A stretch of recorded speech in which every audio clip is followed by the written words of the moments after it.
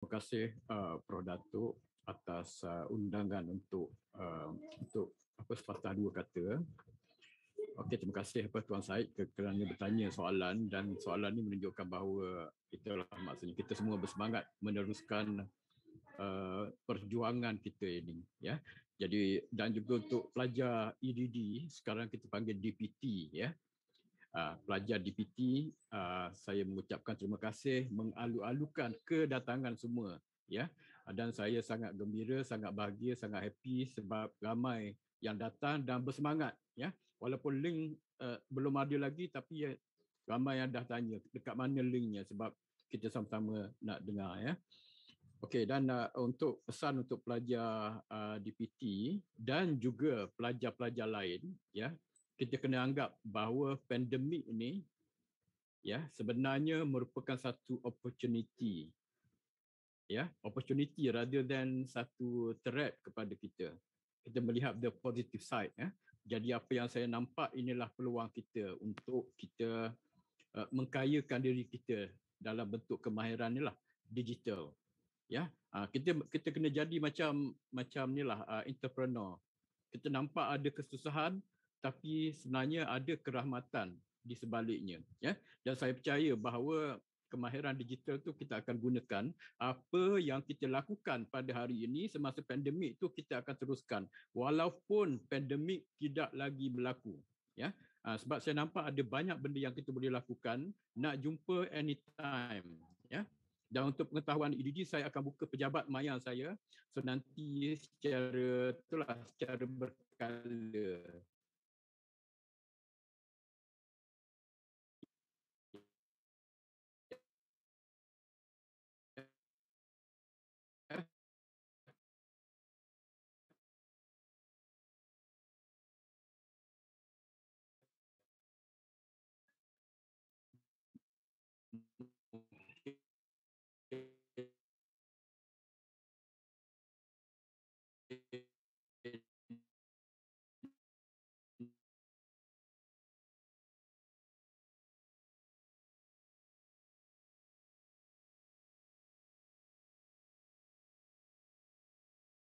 Kalau kita berpakaian kemas, jadi kita akan bekerja secara profesional. Kalau kita misalnya pakai singlet saja, jadi mungkin tidak serius. Jadi itu. Dan yang keduanya, kita kena berdisiplin, menjaga masa, ya. Kadang-kadang kita rasa macam skema sikitlah, ada jadual-jadual yang tertentu, tapi kita perlu lakukan ini. Kita paksakan. Saya sebenarnya ada pengalaman yang unik lah. Sebab apa, dulu saya pernah bekerja 2 kerja satu hari dan saya terpaksa sacrifice. Orang lain bermain bola, bersantai, berpiknik, tapi saya pergi ke library. Ini semasa saya buat master dulu. Saya pergi library untuk menyiapkan tugasan, menelaah mata pelajaran dan semua perkara itu. Jadi maksudnya apa? Maksudnya saya pernah mengalami dan saya sebenarnya boleh berada di dalam kasut anda semua. Jadi itu perkara yang pentinglah untuk kita.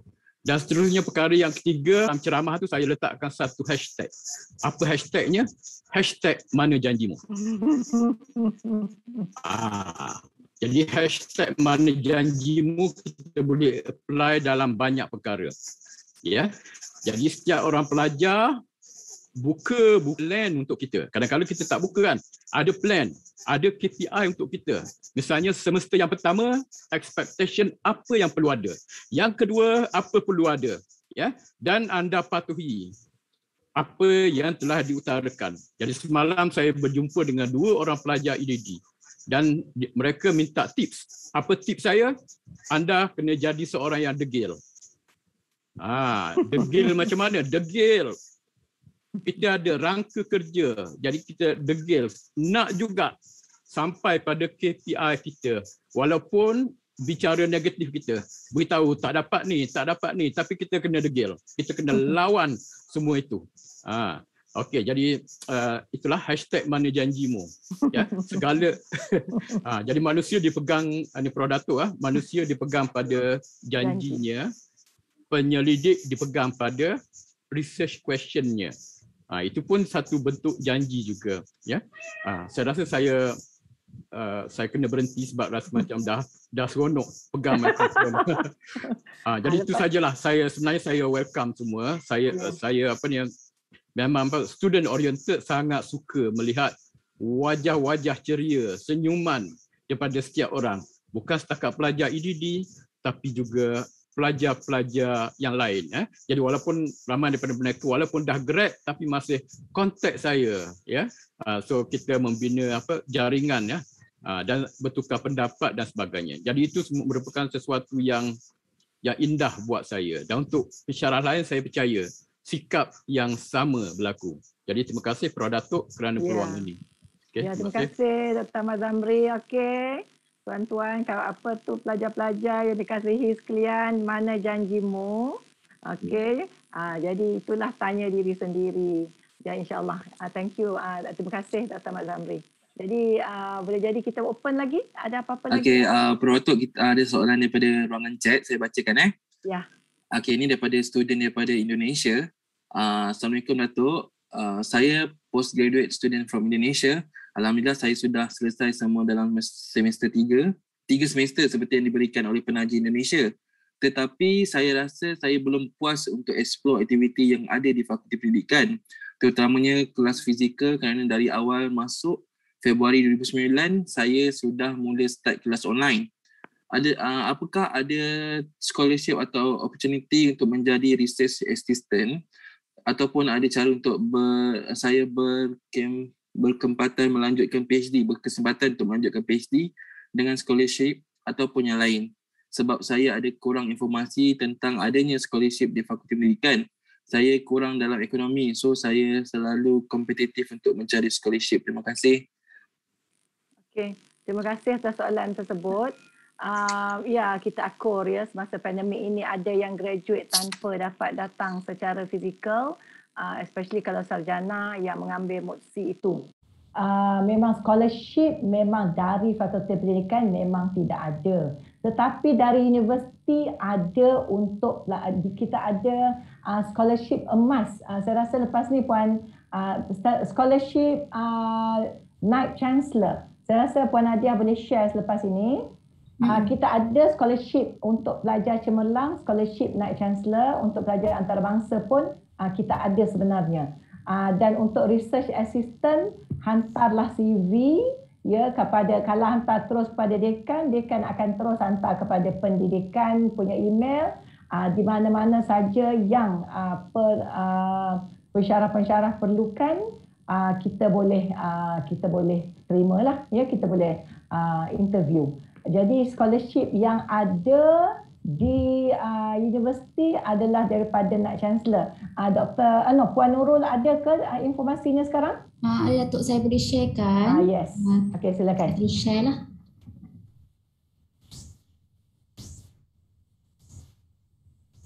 Okey, seperti paparan yang boleh dilihat, ini adalah website Pusat Siswazah, yang mana semua pelajar boleh pergi ke website ini, boleh Google Pusat Siswazah UKM dan boleh pergi bahagian Awards and Scholarship. Yang ini memang ada semua maklumat berkenaan dengan UKM Vice Chancellor Scholarship dan UKM Zakat Scholarship dan juga Zamanlah UKM. Berkaitan dengan Financial Assistance and Other Scholarship, kat sini pun ada maklumat. Jadi semua pelajar boleh terus klik kepada menu-menu yang tertera di Pusat Siswazah inilah. Okey. Alright, banyak tu. Kepada yang tak pernah buka website Pusat Siswazah, duduk-duduk di rumah itu, terokalah. Boleh jadi ada rezeki kita di situ. Okey, seperti gold mining. Alright, so terokalah di situ. Jadi sebenarnya kepada, siapa namanya pelajar dari Indonesia tadi? Siapa namanya? Hidayatul Hamdiah. Okey, Hidayatul, silakan. Diharap dapat buka website Pusat Siswazah. Memang ada awards and scholarship. Sekiranya layak, bolehlah membuat permohonan. Bukan hanya untuk Nur Hidayah, tetapi untuk semua 64 orang yang saya nampak partisipan ada di sini. Semua boleh. Ya, semua untuk pelajar-pelajar kita. Okey. Okay, baik. Terima kasih Prof. Datuk. Selanjutnya kita buka lagi soalan. Ya, Nur Jannah ada. Nur Jannah baru buka kamera. Assalamualaikum Datuk, Prof. Datuk. Salam. Apa? Tahniah Prof. Datuk, tahniah. Alhamdulillah. Happy to hear that about your promotion Datuk. Alhamdulillah. Puan Nur Jannah dah boleh panggil doktor ke? Dan hantar kuliah tebal? Saya baru hantar selepas pembetulan YY ke fakulti Datuk. Okay. Baru hantar. Boleh jadi tunggu senat untuk bulan 8 lah agaknya. InsyaAllah Datuk. Atau bulan 9 insyaAllah. Doakan Datuk. Saya nak ucapkan tahniah je. Saya tak ada apa-apa nak wish. Cuma saya rasa saya sangat rindu dengan UKN. I miss bilik siswaza. I miss all the pensyarah. I miss Dekan and all fakulti pendidikan yang sangat baik menyantuni kami. Dan Datuk, saya sentiasa walaupun lah biasalah di luar tu kan. Kadang-kadang adalah sonsek-sonsek. Biasalah kan pasal fakulti. Tapi saya insyaAllah berkata I get the best layanan in fakulti pendidikan. Dan semua staff, Puan Nadia, Puan Naza, all pensyarah sangat baik pada pelajar dan sangat menjaga kebajikan pelajar. Dan saya ucapkan terima kasih, tahniah sekali lagi Fakulti Pendidikan. Moga terus berjaya. Together we excel. Dan pada Datuk, jangan lupa kami Datuk, jangan lupa kami. InsyaAllah bakal Dr. Nur Jannah ya, bakal Dr. Nur Jannah. Amin. InsyaAllah Datuk. Untuk makluman ya, siapa yang tidak mengenali Puan Nur Jannah, beliau adalah ahli jawatankuasa Siswazah sebelum ini yang sangat aktif. Jadi apa-apa saja, tak faham ke, nak bertanya ke, pergi ada saluran yang betul. Kita pergi kepada Persatuan Siswazah, sini Tuan Syahrul kita ada, dan terus laluannya sangat senang. Ya, apa-apa kebajikan kita jaga. Yang kita tak tahu bermasalah tu sebab tak maklumkan kepada kami. Maklumlah beratus-ratus ribu orang ya. So you have to make yourself visible. Ya, email kepada dekan saya tak balas. Saya balas. Lambat ke sekejap saya balas. Saya tak tahu Nur Jannah, saya rasa WhatsApp ke apa-apa memang juga saya balas. Betul tak Dr. Betul. Memang Datuk always on time. Hari tu juga Datuk akan jawab. Saya rasa teruja dengan kesibukan Datuk, tapi Datuk menyantuni pelajar, always menyantuni pelajar dan sentiasa menjawab WhatsApp. Thank you Datuk, thank you. Welcome, all the best to you too, you and your group. InsyaAllah macam tadi Dr. Mahzan, PM Dr. Mahzan share daripada guru-guru yang ditanya. Pokok pangkalnya niat. Kalau masuk tu niat tu baik, kita berniat baiklah kepada fakulti. Kalau nak mencari kesilapan fakulti tetap ada. Tetapi kita raikan apa yang bagus dan untuk membangunkan diri sendiri. Tiada organisasi yang perfect segala-galanya. Mesti ada room for improvement. Jadi sekiranya ada constructive suggestion, usulkan secara mengikut laluan yang betul. Ya, jadi banyak. Jadi Persatuan Siswazah ini adalah menjadi platform yang sangat senang, sangat yang betul untuk para pelajar pasca Siswazah yang sangat kami hormati. Ya, jadi apa-apa boleh rujuk juga. Puan Nur Jannah bakal menjadi alumni. Saya mengucapkan terima kasih kerana telekong, saya guna telekong yang semua apa-apa saja kebajikan dari Persatuan Siswazah, fakulti juga amat menghargainya. Jadi saya rasa cooperation atau kerjasama dari kedua-dua belah pihak itu amat penting. We complement each other untuk mencapai kejayaan masing-masing. Dan saya mohon semua ingat bahawa kejayaan pelajar-pelajar kami merupakan kejayaan kami juga. Dan kami tidak mahu hanya ramai kualiti, kami tak nak hanya kuantiti, kami nak pelajar berkualiti juga. Dan tuan-tuan dan perempuan semua mempunyai position, mempunyai kedudukan yang bagus di tempat kerja masing-masing.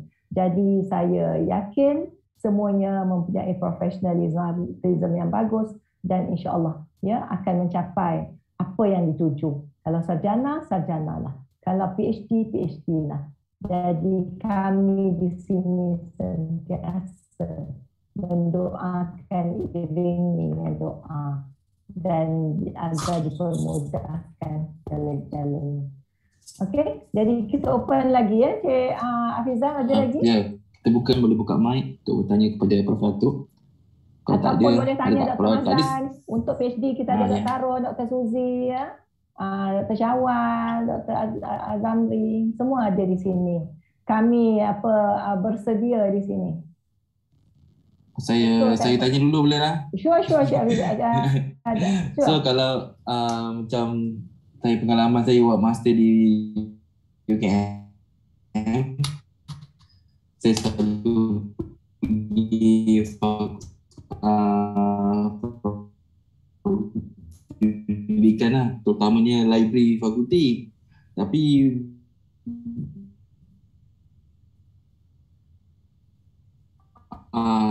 semasa saya buat PhD ni dah baru start library lagi. Sebab satu, mungkin saya dengan siap renovation tu bila, dan ada tak solusi macam kita rujukan secara online lah, sebab kita tesis pendidikan ni macam saya tengok macam kurang sikit lah untuk dia buat rujukan. So ada tak solusi daripada pihak fakulti untuk jadikan bahan rujukan lah untuk pelajar-pelajar yang lain. Sebab saya rasa keluhan ni bukan saya seorang, sebab saya rasa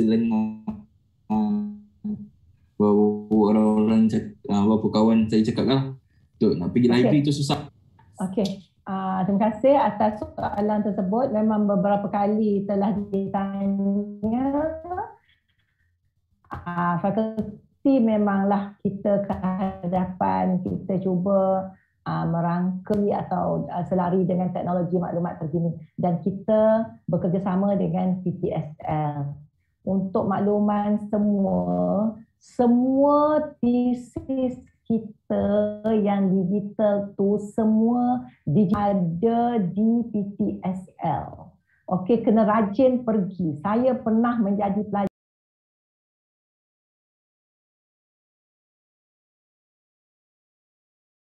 akan tetapi untuk meneroka, untuk melihat tesis digital itu sebenarnya boleh. Ya, dari rumah sahaja, tak perlu pergi, ya. Dan untuk mengetahui, kalau inginkan satu bengkel untuk akses maklumat, saya boleh ya minta Persatuan Siswa Azhar berkolaborasi, boleh dengan Dr. Mazlan sekali, kita arrange, kita berjumpa dengan penasihat pembaca sendiri, bersama-sama tanyalah bagaimana, sebab anda membayar yuran untuk rujukan. Rugilah penggunaan rujukan jurnal yang ada di PTSL itu, dan semuanya telah banyak didigitalkan dan boleh reach out di hujung jari dari rumah sahaja. Yang saya rasa yang menjadi masalah, sebab boleh jadi ada yang kurang kemahiran mengakses maklumat tersebut. Okey, dan juga kita ada yang password atau username terbatal, atau password atau username yang tidak boleh digunakan. Semuanya itu boleh dibantu oleh penasihat pembaca PTSL. Saya semasa saya tidak aktif menjadi pentadbir, saya menjadi pensyarah kepada Hafizah tahun 2014 dan sebagainya. Memang memang kita ada kelas di PTSL kan Hafizah? Hafizah ikut kan? Kelas teknologi maklumat, memang saya bawa pelajar saya, dan saya mengajar teknologi maklumat dalam pendidikan. Ya, walaupun banyak tools lain, apps lain yang saya ajar, Tetapi dia punya yang perlu ada, yang wajib ada pada pelajar ialah kemahiran mengakses maklumat secara efisien. Yuran you dah bayar beribu tau untuk jurnal-jurnal tu sebenarnya adalah kerugian besar. You all tak guna jurnal-jurnal yang telah disubscribe oleh PTSL. Banyak jurnal education, jurnal yang sesuai dengan kita yang under usage. Sekiranya kurang digunakan, kurang diakses, besar kemungkinan PTSL akan tarik balik. Buat apa dia subscribe sekiranya tidak digunakan. Jadi untuk mengakses thesis itu sebenarnya boleh akses dari rumah walaupun tidak datang. Yang kedua, kita akan membuat renovasi. Semuanya blok F itu, ya, blok yang ada bilik siswazah itu, semua kita jadikan common room untuk siswazah, di mana pusat sumber maklumat juga dipindahkan ke situ. Jadi one stop shop di situ. Kita renovate, kita letakkan kerusi-kerusi yang baru, kita jadikan open concept.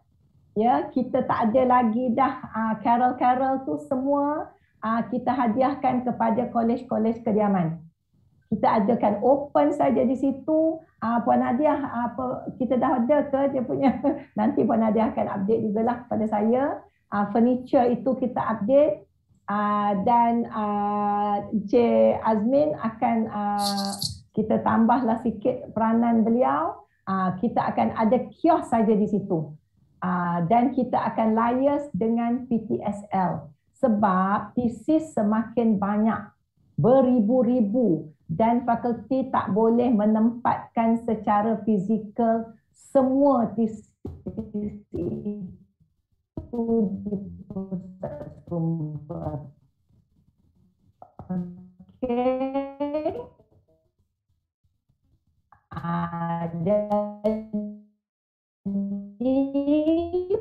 Di mana adalah plan dari luar negara dan kita juga akan meminta input. Kita sebenarnya meminta input juga dari siswazah sebelum ini sebab kita apa yang kita lakukan, kita tanya pelajar.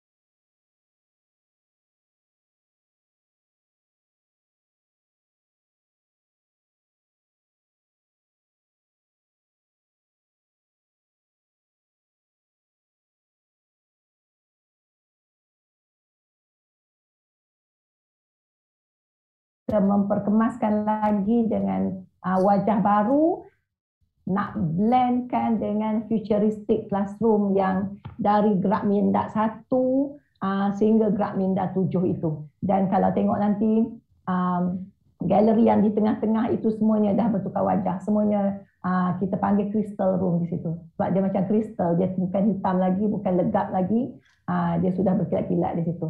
Jadi itulah wajah, tetapi menunggulah kedatangan pelajar-pelajar untuk datang. Furniture pun belum sampai. InsyaAllah kalau furniture sampai, semuanya nanti kita doakan agar kita boleh hidup seperti biasa, tetapi besar kemungkinan lambat lagi, tetapi sekurang-kurangnya secara hybrid. Kita akan limitkan bilangan pelajar yang ada dalam common room itu. Terima kasih Prof. Fatuk. Itulah kita sama-sama doakan semoga pandemik ni berakhir segera. Ya. Okey, kita ada 2 lagi soalan kat ruangan chat. Saya baca satu lagi daripada pelajar Indonesia juga. Daripada Sri Handayani. Assalamualaikum, saya Sri Handayani, pelajar Indonesia dari PhD Economic Development Education. Ingin bertanyakan bagaimana pengurusan pemakluman untuk kami yang berada di Indonesia untuk pulang semula ke kampus sekiranya pandemik ini selesai. Terima kasih Prof. Dekan. Okey, Puan Nadia boleh jawab tentang pemakluman kepada pelajar? Sebab sekarang ni masih tak boleh masuk. Ya, pelajar ni semua tak boleh masuk lagi.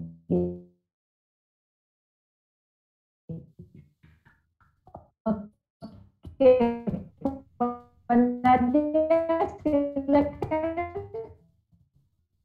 Okey, untuk makluman setiap semestikan border dibenarkan atau tidak untuk masuk ke Malaysia. So, apa pun akan dimaklumkan oleh pihak Pusat Pengurusan Akademik.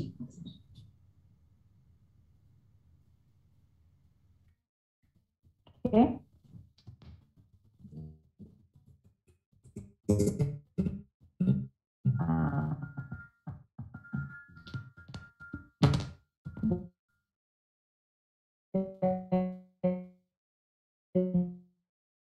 Terus kepada Puan Nadia boleh, kepada Timbalan Dekan boleh, ya?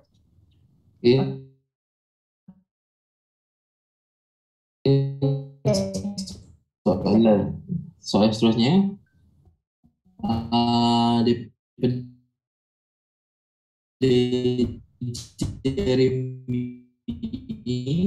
adakah pengurangan yuran yang disarankan yang semasa pandemik COVID bakal dilaksanakan dalam masa terdekat? Ya. Okey, ini satu saja penyelidikan sahaja.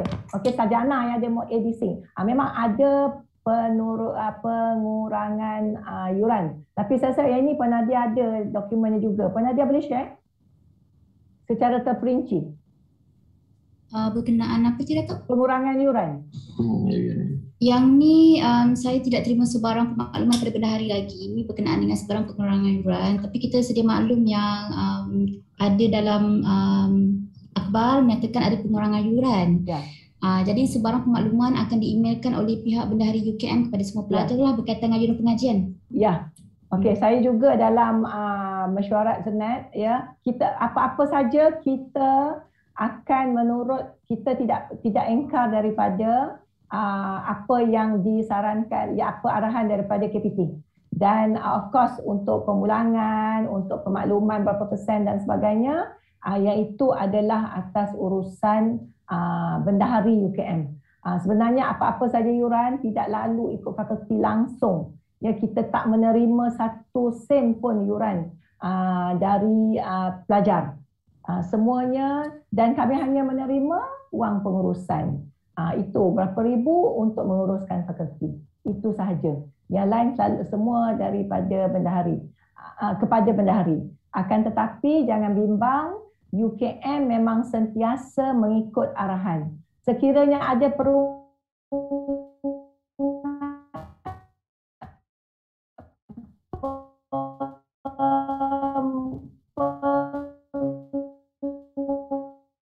pengurangan, ya, kita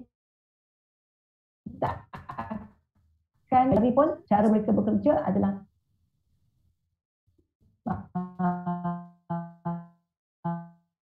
soalan daripada Bang Cik, daripada Fazrina binti Muhammad Tahir. Assalamualaikum. Dalam musim pandemik boleh menyebabkan pelajar hilang semangat untuk meneruskan pengajian. How can adakah pihak fakulti menyediakan sistem sokongan daripada aspek emosi? Ya, okey. Pertama memanglah Persatuan Siswa Azhar memainkan peranan. Ya, saya baru nak dalam syur saya nanti. Ya, sebab pelajar Siswa Azhar, Persatuan Siswa Azhar yang dekat dengan siswa Azhar, itu salah satu fungsinya menjaga kebajikan para siswa Azhar. Dan melalui saluran inilah akan dibawa kepada pihak pengurusan. Jadi Persatuan Siswa Azhar ni macam liaison, penghubung antara pelajar semua dengan kita. So saya harap Pertama, Persatuan Siswazah mainkan peranan apa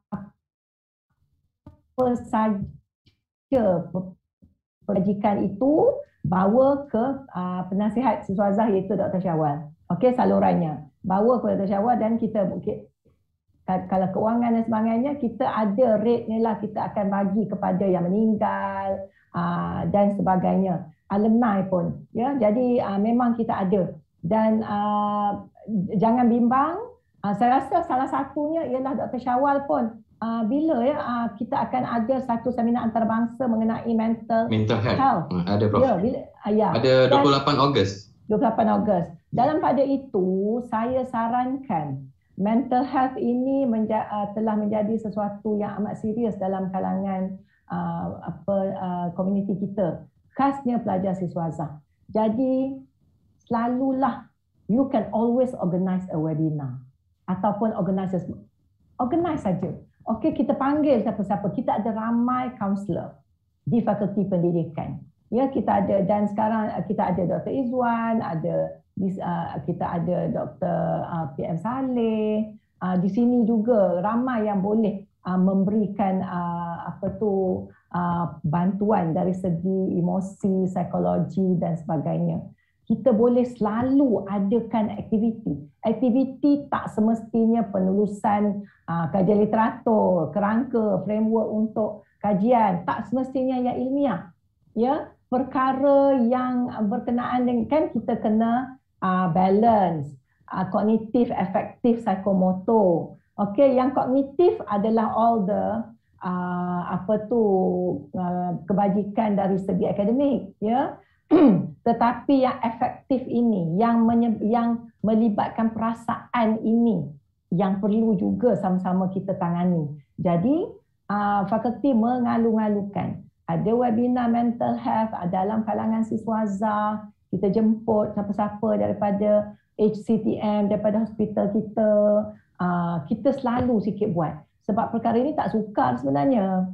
Ya, kita set je bila, and if you need help untuk mencari penceramah, just let us know. Kita tahulah. Dan dalam pada itu pihak fakulti pun boleh bersama-sama menganjurkannya. Tapi bagus juga, ya, nanti you sit down with Dr. Mahzan, Dr. Mazamri, Dr. Harun, Dr. Suzy, sit down. Kita buat secara berkala. Nampaknya bila dia dah jadi serius, kita boleh buat monthly sebenarnya. Ya, boleh jadi jangan namakan kesihatan mental. Boleh jadi kita kata rebrand lah. Jom maju semula. Something like that. Jadi tak nampaklah orang yang kurang betul di situ. Jadi boleh dibantu. Okay, just voice out. Dan kita tahu. Okay. Terima kasih Prof. Ya. Prof. Sebenarnya ada soalan daripada Andi Prasetyowati. Ya. Okay. Assalamualaikum. Adakah syarat kelulusan PhD jurnal yang dihasilkan mesti publish atau submit saja? Untuk syarat bergraduasi. Yes. Okey, bukan submit saja. Mesti ada dah dibuat pembetulan dan sekurang-kurangnya telah final, memang dah sah, boleh dipublish. Bukan hanya syarat submit saja. Assalamualaikum, yang bagi Profesor Datuk. Soalan saya mungkin berkaitan dengan soalan yang ditanya tadi. Ya. Saya sedia maklumlah yang syarat-syarat pelajar kena publish jurnal berkenaan. Cuma saya mungkin inginkan sedikit penjelasan. Kadang-kadang di kalangan pelajar macam saya sendiri bekerja di universiti, jadi kita pun ada kita punya pendidikan dan juga grant. Boleh tak kalau ini minta penjelasan, kalau jurnal yang publish tu dia tidak ada kaitan dengan tajuk pendidikan semasa buat kertas tesis berkenaan, tetapi kita libatkan kita punya penyelia dalam penulisan bersama dalam menghasilkan penerbitan yang tajuknya berbeza. Tidak boleh. Tak boleh. Because bukannya you pergi ambil penyelia bawa ke research your institution, no. The spirit of publication itu syaratnya, the spiritnya, tujuan utamanya ialah untuk menerbitkan kajian PhD. Okey, PhD Tuan Syed sendiri. Bukannya kajian dekat institute you buat benda lain and you pula ajak penyelia. No. Kalau cuba baca betul-betul, Dr. Puan Nadia maybe boleh share dalam buku panduan itu. Ya, publication itu adalah bersama penyelia, publication berkenaan dengan kajian calon. Baik. Terima kasih. So baca betul-betul glosa itu. So mohon ya, jangan beli penyelia bawa pula ke situ untuk syarat. No. It's a big no. Okay, kita buka lagi, kata ada soalan. Okay. Sekarang 10.40, so kita tunggu. Siapa ada soalan boleh buka mic ataupun tulis di ruangan chat untuk saya bacakan. Ya.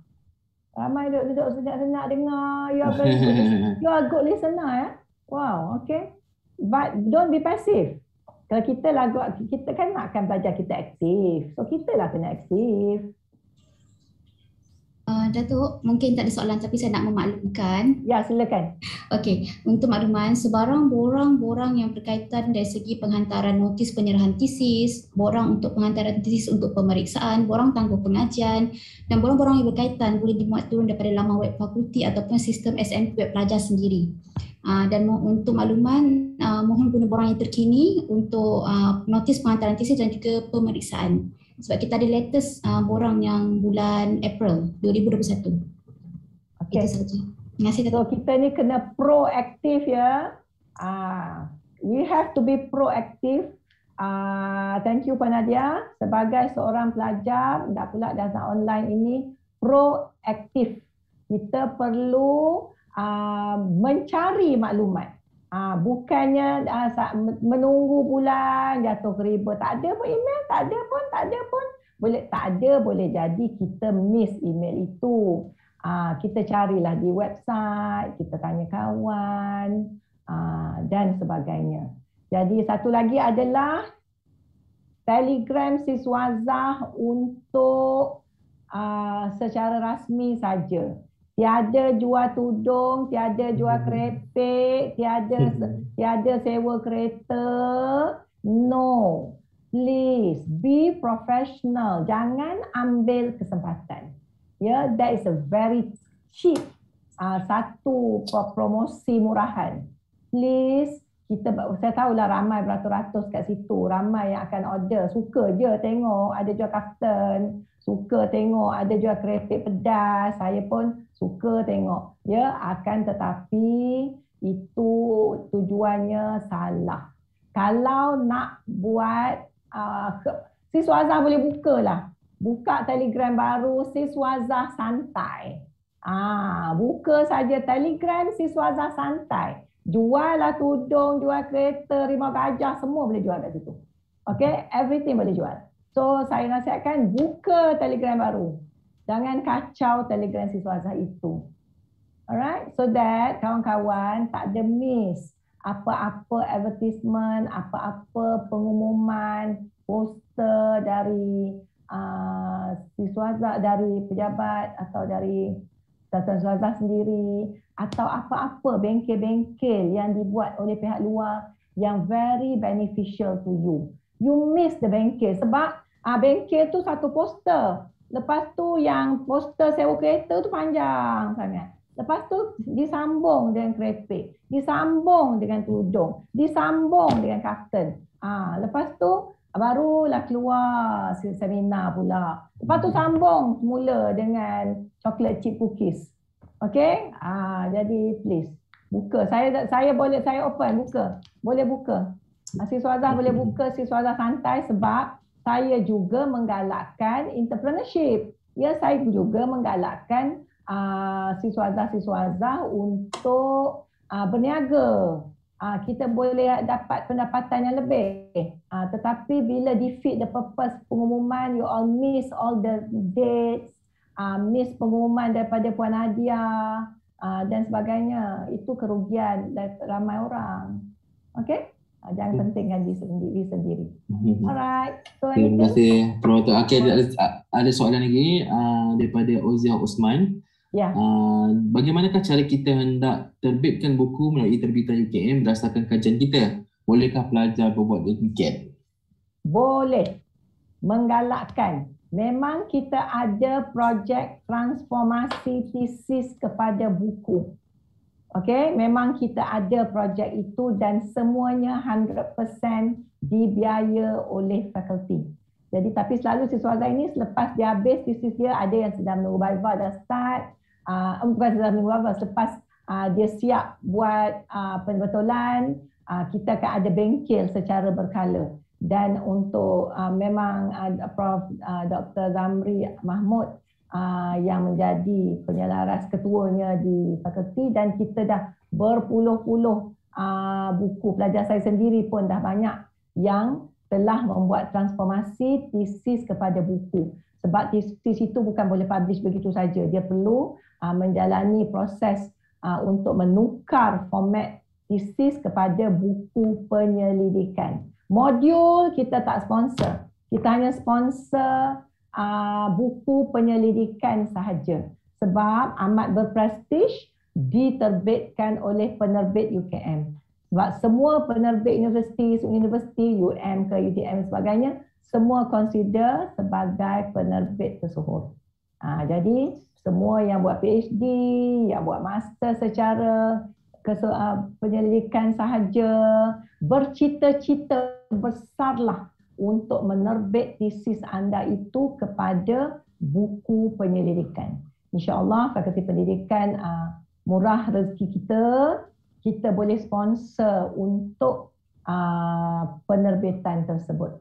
Sekiranya kos itu terlalu tinggi nanti, ya kita akan buat e-book, tetapi tetap diterbitkan oleh penerbit UKM yang merupakan penerbit tersohor. Weightage-nya sama. Baik. Alhamdulillah, terima kasih Prof. Semua fully sponsored ya. So kita ada soalan lagi Prof. Ya. Satu lagi, Prof. Datuk mungkin boleh kongsikan tips untuk bangkitkan semula semangat untuk kami sentiasa merasa seperti hari mula-mula mendaftar pengajian. Kami hendak sentiasa penuh motivasi sehingga menyentuh scroll di atas pentas Kongo nanti. Daripada Julia Madzalan. Okey, saudari Julia, terima kasih. Saya bagi pengalaman saya sendiri. Nanti Dr. Mazlan, maybe Dr. Syawal pun nak bagi sebagai yang calon pemenang anugerah emas PhD sebelum ini. Ya, calon akhir pemenang emas. Boleh banyak tips. Kalau saya mengimbau kembali bagaimana saya menjadi pelajar PhD, memanglah tidak masa itu tidak pandemik, agak ada a bit kita kena modify sedikit, tetapi yang pentingnya adalah nombor satu, disiplin diri. Pukul 8, kalau masa dulu saya memang kita boleh pergi ke fakulti, ya, tetapi sekarang kita tidak boleh, tetapi kita pergi ke meja tulis kita. Disiplinkan diri. Kalau kita set pagi 8.30 atau 9, suruh rumah ke apa, settle semua kerja-kerja before that. Saya masa saya di PhD student, pukul 8.30 tinggalkan rumah, pukul 5 baru balik. KPM dahulu tahun 1998, ya. Saya sebab kita cuti belajar, bukan bercuti. Cuti belajar, bukan bercuti, bukan holiday. Okey, cuti. Maksudnya masa yang sepatutnya kita bekerja, kita perlu buat gaji, kita dibayar scholarship, kita disponsor. Kita mesti amanah. Jangan curi tulang. Janganlah masa itulah sibuk nak memasak macam tu. Memang kena memasak. tugas ibu, tugas isteri. Akan tetapi, adakah kalau kita pergi office tu kita masak? Tidak. Jadi kita limitkan masa itu. Kalau 4 jam, 5 jam before lunch, 4 jam before lunch. 4 jam itu solid buat literature review. Ataupun kalau kita boring, kita set, kalau di sini, kalau saya pergi, memang saya akan berdiskusi dengan kawan-kawan lain. Tetapi kita gunakanlah Google Meet kita, berbincang, bercakap. We can talk about so many things. Tetapi kita concentrate, disiplin. Masa makan, kita makan. Masa solat, kita solat. Lepas tu kita duduk balik ke tempat kita. Okey? Disiplin nombor 1. Waktu bersama keluarga pun kena jaga. Sebagai isteri, tanggungjawab sebagai isteri. Suami, tanggungjawab sebagai suami. Dan tips yang kedua adalah berkomunikasi dengan penyelia. Jangan takut, jangan renggang dengan penyelia. Email penyelia selalu. Pelajar dia takut sebab dia tak ada bahan nak share. Dia tak ada bahan sebab dia tak buat. Dia tak buat sebab dia tak disiplin. Back to you. Kalau you ada perkara yang you baca nak tanya, mesti ada sesuatu yang you nak berinteraksi dengan penyelia. Sebagai pelajar memang begitulah. Penyelia saya dahulu, Datuk Halimah Badu Zaman tu, nak berjumpa dia 7 hari ke seminggu atau 2 minggu, saya sudah kena hantar bahan saya untuk beliau kaji. Sampai dekat dia engagement sahaja. Engagement saja. Lepas tu sudah habis keluar. Tak boleh lambat langsung. Kalau dia kata pagi dia pukul 7.30. Saya ingat lagi masa saya mula-mula betapa disiplinnya penyelia saya.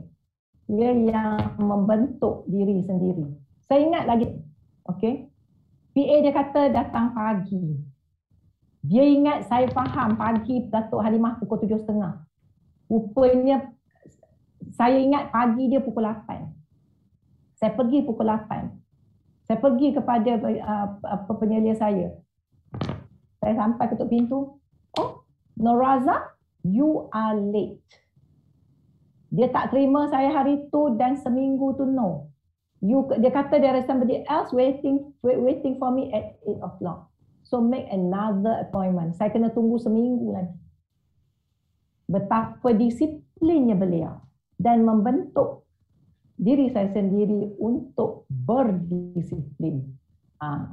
Jadi kita memang kena berdisiplin.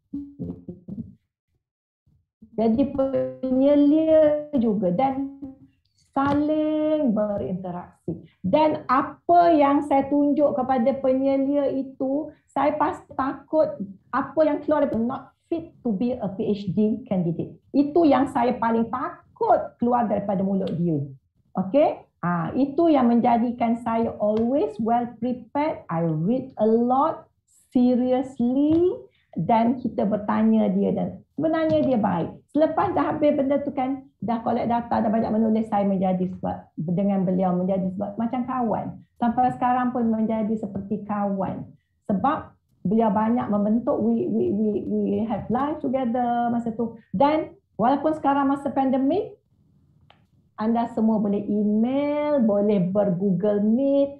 Saya yakin penyelia akan menyantuni pelajarnya. Gunakan cara yang betul. Ya, dan penyelia juga mereka aktif juga di luar, kadang-kadang lambat membaca. Tetapi mereka kadang sibuk sebab mereka orang yang penting di luar. Katalah kaunseling, ya. Sibuk dengan lembaga kaunseling, tetapi dalam masa yang sama dia baca, tetapi boleh jadi lambat sedikit. Okey? Sebab beliau orang penting dan beliau orang yang dirujuk. They are referred. Okey? Anda patut rasa bersyukur kerana mendapat penyelia yang selalu menjadi rujukan. Anda mendapat penyelia yang berprestij. Kalau anda dapat penyelia yang sentiasa available, tak dijemput orang, duduk sendiri-sendiri, tak ada rujukan, H-index tak tinggi, tak menulis, ada je nak berbual sahaja always, tak keluar ke mana-mana, tak ada publication, tak best juga. Kita pun nak penyelia. So take it positively. Jadi communication dengan penyelia itu amat penting. Sekiranya stuck, email dia, I need to talk to you, boleh tak kita set, saya lost dekat mana. I'm sure kalau approach tu betul, dia akan jadi betul. Communication is very important. Cara email juga, gunalah bahasa yang lembut. Ya, cara itu sangat penting. Komunikasi. Kedua adalah kolaborasi bersama kawan-kawan. Masa saya menjadi PhD student, kawan-kawan saya dari Indonesia, dari Iraq, dari Iran, dari Malaysia, kami justru kebetulan ya memang ada bilik untuk siswa azhar. Saya graduate dari Fakulti Teknologi Sains Maklumat, memang ada. Tetapi di sini bila tidak ada itu, kita buatlah secara virtual, ya, berkolaborasi, bertanya khabar, pinjam tesis, tengok apa yang telah, atau kontak senior. Saya kontak senior yang telah membuat tesis lebih kurang dengan saya, minta tips. So kita kena banyak reach out, kena proaktif. Orang-orang yang cepat, yang laju itu proaktif, ya. Jadi berkolaborasi dengan, ada satu cara lagi adalah kita kena, tesis kita itu biarlah mengasyikkan kita. We love our thesis very much and we are looking forward for the output. Jangan boring. Aku sebenarnya boring sangat topik ni. Tak kena topik, jangan buat. You tell your penyelia daripada awal-awal lagi. Saya tak suka. Fazrina adalah supervisor saya. Saya sendiri tanya Fazrina, you suka tajuk apa?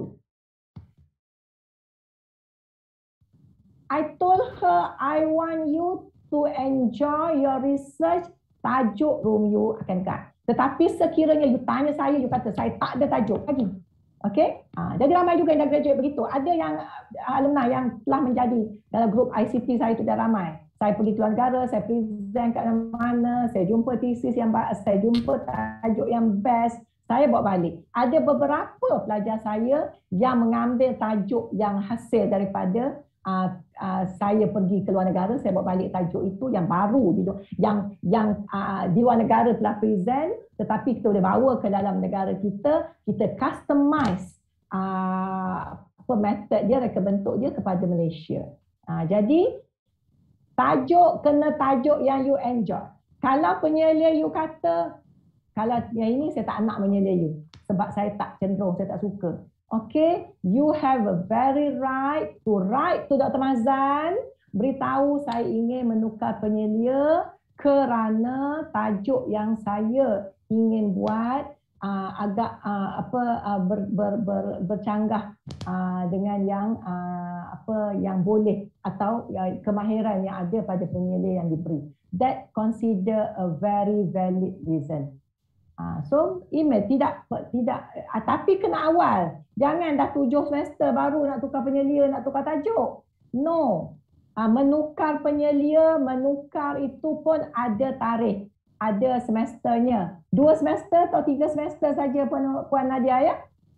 Untuk pelajar PhD, permohonan pertukaran penyelia adalah dalam tempoh 3 semester. Untuk pelajar sarjana dalam tempoh 2 semester. Yes, semua kena tahu tu. You nak tahu betul tak betul, you have to be serious. Kalau you leka 2 semester, 3 semester, 4 semester baru sedar, oh rupanya aku tak suka. Itu reflect you sendiri. Sebenarnya you tak concentrate dalam apa you buat. Fickle minded. Tak boleh. Okay, kemahiran skopkan, kita baca banyak. Baca ni nak buat yang ini, baca itu nak buat, semua nak buat. Akan tetapi ada kemahiran untuk melimitkan skop, untuk skopkan kajian kita itu ke mana. Jangan leka. You have to concentrate. Kena kena tumpukan perhatian. Sebab ada kawan saya pun yang pergi ke luar negara, pergi ke UK, 2 tahun dia balik. Sebab 2 tahun dia buat kajian literatur. Tak dapat tajuk sampai penilai dia suruh balik. Sebab dia tak settle dan tahun ketiga dia balik. Dia sendiri tak sanggup dah. Sebab dia memang he was a good student. Sangat bagus, sangat banyak membaca. Tetapi PhD ini, Dr. Falsafah ini, salah satu kemahirannya ialah skop kajian. Sebab itulah dalam you punya chapter tu ada limitasi kajian, ada objektifnya tak kat mana. Memanglah, sebab you nak solve banyak. Dalam PhD tu, 3 tahun tu, you cannot solve the problem of the world. Solve dalam itulah saja. Dalam ruang lingkup itu, dengan supervision, your penyelia akan beritahu. Okey? Seterusnya ialah adakan masa untuk riadah sendiri. Bukannya study you get burn out. Okey, ada masa untuk buat apa yang you suka. Kalau suka masak. Kalau suka bereksersis di park, pergi. Kalau suka jahit tudung. Kalau suka buat manik. Sebab benda tu adalah sesuatu untuk balancekan life kita. Kalau suka baca buku, majalah, suka tengok cerita, tengok Netflix, tengok movie yang suka. Tetapi perlu ada limit. So, riadah pada diri sendiri itu perlu. Okey, tuntutan keluarga perlu. Kepada yang ladies yang dah kahwin, tuntutan untuk menjadi wife yang bagus, nombor 1. Ibu, menjadi isteri solehah, menjadi ibu yang penyayang. Kalau yang masih ada ibu bapa, reach out your parents sekerap mungkin. Okey? Yang masih ada ibu bapa, reach out to them. Doa ibu tiada hijabnya. Minta ampun dengan ibu, minta doa dengan ibu. Setiap hari pun tak apa. Call your mother. Saya alhamdulillah masih ada lagi ibu. Ibu saya umur 85 tahun. Ya. I call her almost every day. Borak je, tanya je, mak makan apa ini mak. Tanya je sekejap pun tak apa. Janji mak kita dengar suara kita dengar suara mak. Itu adalah doa. So yang lelaki especially jaga betul-betul kebajikan ibu bapa. Itulah puncanya kejayaan seorang sebab dalam Islam lah lelaki untuk ibu bapa itu mesti saya rasa tanya Ustaz Harun pun Ustaz Harun boleh bercakap lebih lagi daripada saya. Tetapi itulah jangan abaikan ibu bapa kita. Semua jangan abaikan ibu bapa. Yang isteri jangan abaikan yang dah kahwin, jangan abaikan keluarga, jangan abaikan suami. Saya assume di sini yang ladies sambung belajar semua telah dapat permission dari suami masing-masing. Yang suami dapat permission dari isteri masing-masing. Sebab tanpa tanpa permission atau tanpa kebenaran atau redha daripada pasangan kita, agak sukar kita nak melanjutkan pelajaran. Untuk makluman semua, saya menunggu 10 tahun suami saya bercakap yes untuk saya sambung PhD. Sebab saya dapat, sebab itulah master saya tahun 87. Saya buat PhD 98. Sebab bila saya kahwin, my husband told me, "No, Azhar, I love you to be a teacher." Dia suka saya jadi cikgu. Dia suka wife dia jadi cikgu. Okay? Walaupun jiwa membuat-buat, I want to be a lecturer. I want to work in university. Kawan-kawan saya semua dah jadi lecturer. But I told myself, I cannot get everything in my life. I got a very good husband, a very loving husband. Tetapi at that time ada sesuatu yang perlu kita korbankan, iaitu cita-cita kita sementara. But whatever you do, you have to excel. Walaupun di sekolah, saya excellent sebagai seorang guru. Saya excellent 10 tahun, saya mengajar guru maths, modern maths. Saya guru fizik. Ya, saya juga mengajar di MKBSM. So saya aktif dengan sukan. Saya ingat lagi saya guru rumah jingga. Ya, saya aktif menjadi guru persatuan. Saya persatuan astronomi. Saya bawa student stargazing dan sebagainya. So punca je lah, whatever you do, do your best. Do your best. Sebagai guru, do your best. Sebab itulah dulu tahun 97-98 jarang cikgu dapat beasiswa PhD. Tapi lepas tu saya dapat beasiswa PhD. Ya, saya dapat beasiswa PhD daripada menjadi seorang guru. So after 10 years being excellent in school, I thought that wow, it's time for me to further my studies. It's time for me for myself. Dan saya dah dapat permission daripada suami. Ya, then I did my PhD. Alhamdulillah, 3 tahun habis. Kalau masa tu ada GOT, dah ada GOT, tapi saya tak, masa tu tak ada grant GOT, tak ada pun award GOT. Kalau masa tu thesis cemerlang, agaknya saya dapat sebab dalam masa seminggu 2 minggu tu saya dah boleh submit dah. Sebab very minor saja. So semua memerlukan pengorbanan. Semua memerlukan pengorbanan. Ya, jadi nak cabaran, tetapi percayalah ulangannya hebat. Cabaran besar sebab Allah nak test, Allah nak uji setiap hamba-Nya. Kalau kita lulus ujian itu, insya-Allah Tuhan akan bagi sesuatu yang besar kepada kita. Dan berdoa setiap hari, zikir setiap hari, baca Quran setiap hari, jangan lupa. Baca Quran setiap hari, sedikit tidak apa asalkan berkekalan. Sedikit tak apa, itu adalah makanan rohani, itu spiritual kita. Sebab itulah sebagai falsafah pendidikan negara pun mengatakan bahawa kita kena balance jasmani, emosi, rohani, intelek. Rohani, makanan rohani itu kalau sebagai seorang Islam ialah Al-Quran, zikir, sembahyang itu. Saya tahu ramai yang buat amalan lebih dari saya. Ya, itu saya bukannya yang terbaik, akan tetapi itulah sedikit sebanyak. Kalau susah hati, sembahyang malam. Susah hati, mengadu dengan Allah. Susah hati, menangis dengan Allah. Menangis dengan Allah tengah malam. Okey? Start menangis dengan Allah. Itulah sahaja. So, banyak tips lagi. Walaupun masih pandemik, macam saya dah share tadi masa awal, banyak tips yang saya dah share. Di samping apa yang Dr. Ahmad Zamri share, saya rasa Dr. Mazan pun ada share. Boleh jadi selepas ni saya nak jemput juga Dr. Syawal. Ya, kalau ada sesuatu nak share sebagai seorang finalis untuk anugerah emas PhD UKM,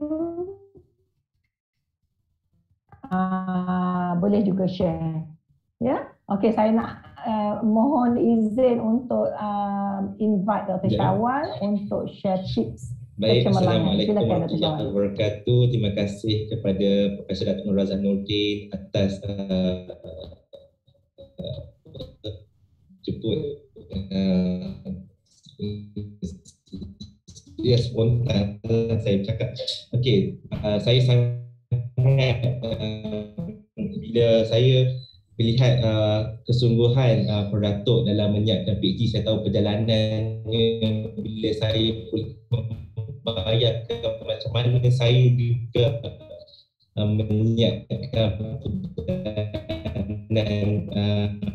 pembelajaran sepanjang program PhD.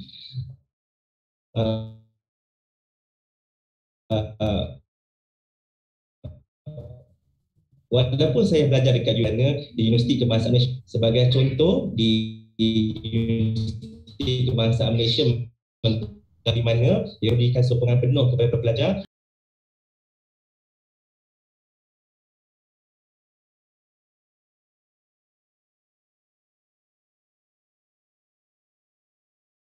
dengan Datuk Nur Razak sangat menggalakkan pelajar-pelajar, especially pelajar-pelajar PhD dan masters ni untuk meneroka ilmu di luar daripada apa yang kita ada.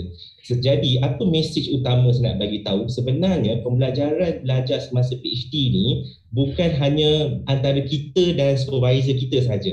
Boleh jadi kita, kalau kita ni supervisor kita, kadang-kadang kita ada macam, mungkin kita akan ada stress sikit sebab kadang-kadang tak align apa yang supervisor nak. Tapi kalau kita lihat daripada perspektif berbeza, dia akan menggalakkan dan meningkatkan motivasi kita. Saya just nak share juga pengalaman saya buat PhD. Sempat saya jelajah lebih kurang 23 ke 24 buah negara. Jadi inilah saya rasa sangat bertuah kerana saya dapat pergi ke banyak tempat, banyak benda yang saya dapat teroka, dan banyak sampai saya dapat pergi ke banyak. Saya bila pergi luar negara, pertama akan saya pergi universiti, saya akan cari pakar, saya akan jumpa, saya akan bincang. So secara langsung dia akan mengkonstruk pengetahuan saya, memberi keyakinan kepada saya sebagai student PhD. Dan Alhamdulillah, walaupun travel juga, siapkan PhD dalam 2 tahun setengah, saya ingat, tak silap saya sekitar macam itulah. So sebenarnya apa pun, saya ingat Prof. Nur Razak, kita mesti berkawan dengan orang yang positif. Yang inilah yang saya selalu pegang, sebab dalam kita kadang-kadang duduk kat bilik siswazah, sebab mungkin you all tak rasa duduk bilik siswazah, kan kadang-kadang orang suka tanya, you buat kajian apa? Saya buat kajian kuanti. Setakat kajian kuanti, kadang-kadang ada orang yang undermine our potential. You buat apa? Saya buat kajian kuali. So sebenarnya semua kajian menyumbang kepada penyelidikan ilmu. Kenapa kadang-kadang kita melihat, oh you buat deskriptif je, you buat. So kadang-kadang inilah yang kadang-kadang sebenarnya kita meraihkan, meraihkan semua. So pada saya lah kan, kalau kita dapat berkawan dengan orang positif, sebab dalam perjalanan PhD kita ni kadang-kadang kita akan sedih, kita akan rasa down, kita akan, percayalah cakap saja, kita ni student dewasa. Kalau kita tak ada waktu petang, kita ada waktu malam, tak ada waktu malam, kita ada waktu tengah malam, tak ada waktu tengah malam, kita ada waktu pagi. Jadi kita yang susun belajar kita sebenarnya, tak ada siapa pun suruh. Jadi cara kita menyusun menentukan cara fikiran kita. So pada saya lah perkara yang paling penting saya nak share, kawanlah dengan orang yang positif, bukan cari orang yang negatif. Sebab bila kita belajar peringkat pengajar PhD ni, kalau banyak negatif sangat, dengan penilaian negatif, dengan semua, bila duduk kadang-kadang duduk ramai-ramai, balik-balik kita cerita benda yang negatif je, penilaian tak puas hati lah. Sebenarnya pada kita rasa kita dah buat terbaik, tapi cuba kita tunjuk pada orang lain pula, suruh kawan-kawan baca pula, adakah kita betul-betul laksanakan dengan baik. Jadi kadang-kadang inilah kita kena membuka minda kita dan membuka hati kita. So itulah saya rasa Prof, saya rasa pandangan saya sedikit. Ya, okey. Terima kasih. Boleh jadi Dr. Syawal, Dr. Syawal share bagaimana untuk neuropsikologi itu. Sebenarnya saya nak share ya, perjalanan Dr. Syawal ke luar negara itu semuanya sponsored ya. Betul. Semuanya sponsored. So you have to know how to interact with them. Dan juga kita, kalau kita buat rujukan, katalah kita nakkan instrumen tu tak ada di situ. Kita cari, kita email kepada author itu. And for all you know, I think Dr. Syawal pun share, author itu lepas tu jemput pula Dr. Syawal dah jadi kawan sekarang ni. Betul. Jadi dia bukannya kawan kita tu, tak semestinya orang memperkenalkan. Kita kenal dengan dia,